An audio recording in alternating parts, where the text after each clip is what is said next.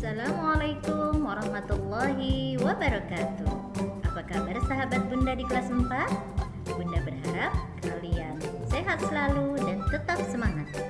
Jumpa kembali dengan Bunda dalam video pembelajaran tematik di kelas 4. Tema 3, peduli terhadap makhluk hidup. Subtema 3, ayo cintai lingkungan. Sebelum kita belajar, mari kita berdoa. Rabbi zidni ilman warzuqni fahman. Tujuan pembelajaran kita hari ini adalah 1. Melalui video pembelajaran, siswa mampu menjelaskan pengertian lingkungan dan perilaku-perilaku yang merusak lingkungan. 2. Melalui pengamatan, siswa mampu menjelaskan dampak dari melalaikan kewajiban menjaga lingkungan. 3. Melalui video pembelajaran, siswa mampu menjelaskan bahwa kegiatan penghijauan dapat dilakukan sebagai salah satu upaya pelestarian sumber daya alam. Mari kita pelajari apa itu lingkungan. Segala sesuatu yang ada di sekitar kita, baik makhluk hidup maupun benda mati, disebut lingkungan. Berikut ciri-ciri lingkungan yang sehat. Lingkungan yang sehat, sumber air bersih, udara bersih dan segar, saluran air lancar, tidak ada sampah berserakan, banyak tumbuhan hijau. Manfaat lingkungan sehat sebagai berikut.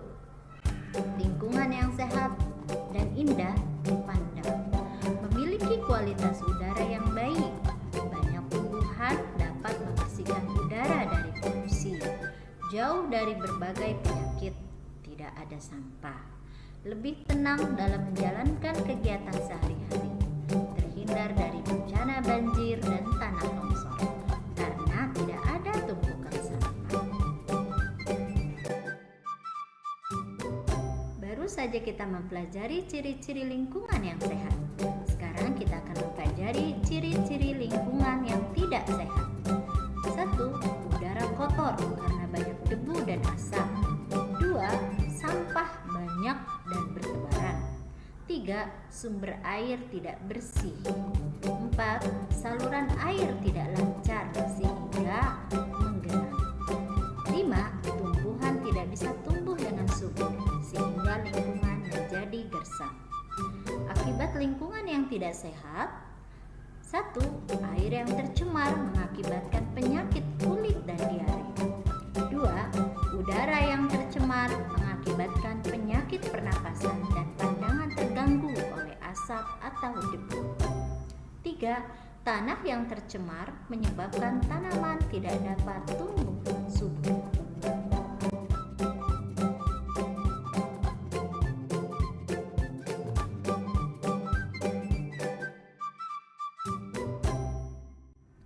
Amatilah gambar di bawah ini.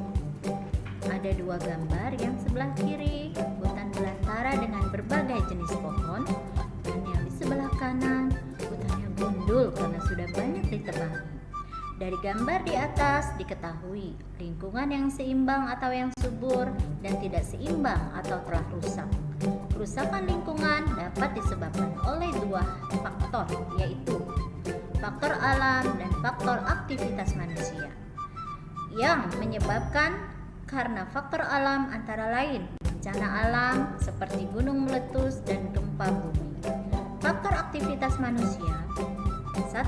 Terjadinya pencemaran udara, air, tanah, dan suara sebagai dampak adanya kawasan industri. 2. Terjadinya banjir sebagai dampak membuang sampah di aliran sungai.